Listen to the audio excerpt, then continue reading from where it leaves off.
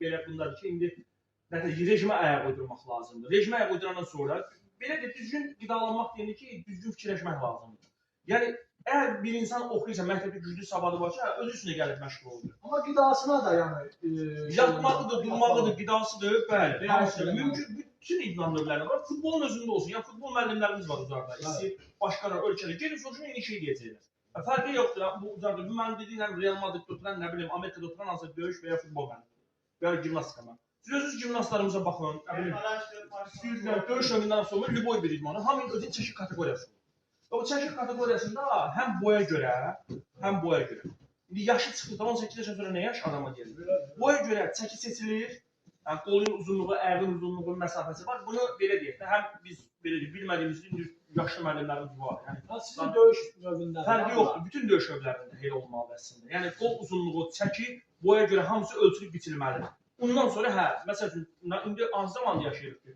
Yaxşı menecerlərimizdə döyüş təşkilatçıları var. Yəni Azərbaycan özündə adını çəkməyəcəm, ehtiyacı yoxdur. İndi yararlanarıq, reklamını eləyərik.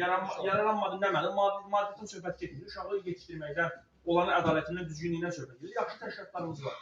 Və bu təşkilatların özündə də hər şey qanuni ola bilər, hər şey qəşəng ola bilər. Amma belə bir şey var ki, oradan da belə deyək də, yəni istəyir karatədən olsun, istəyir stenkadan olsun, istəyir MMA-dən olsun, kickboksdan, boksdan, məsəl üçün Muay Thai-dan, bunlar indi bu dəqiqə hansı zamanda işi, hamısının özünün təşkilatları var.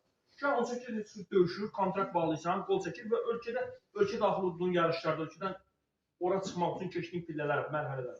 Hər şeyin başı əziyyətdir, əxlaqdır, belə deyək. Bilməm, bəs sizin yeriniz harada yerləşir, onu da deyim. Biz Kapital Bankın arxasındayıq. Niyə görə buranı seçmişik? Həm birinci növbədə yəni uzaqda Olimpiya kompleksi yoxdur. Buranı da təzə götürmüşük, yavaş-yavaş remont edəcəyik inşallah. Yəni bura birinci belə deyək, bazardan fikirləşir. Bazardan yox.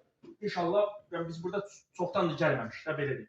Həm maşın yolu yoxdur, hamı uşağı rahat qoyub gedə bilir ki, buradan maşın yoludur. Maşın yolu bizdən əlaqəsi bir 50 metr aralıdır. Qabağında da dükanlar var. Yəni gətirən valideynlər görür ki, burada maşın yolu yoxdur. Bir dənə axşam saat çox vaxtı altda işdən çıxırlar. Onun da bizə adəti yoxdur, qış olur deyə.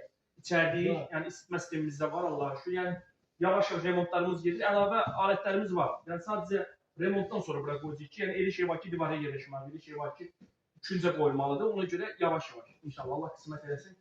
Görək burada nə qədər qalır, necə qalacaq. Fikrimiz odur ki, əsasən uşaqlarımızın, valideynlərin gözü çöldə qalmasın. Belə deyək. Yəni yavaş-yavaş üstünün, altını hamısı remont etdirik ki, keçmişik içinə. Çünki başımız üstə su axmasın, qıraqdan da külək vurub içəri girməsin. Yəni dörd tərəfimizi rahat düzəltmişik. Qaldı bir dənə ayağımızın altı və divarlarımız. Onlar da inşallah yavaş-yavaş bu ay çıxmadan inşallah hamısını yaxşı edəcək. Sizin vaxtınızı bir 5 dəqiqə dağılacaq. Çünki nəyə görə? İndi hələ ki kadrı saxlayırıq çəkilişi. Sən stopu qoyur, amma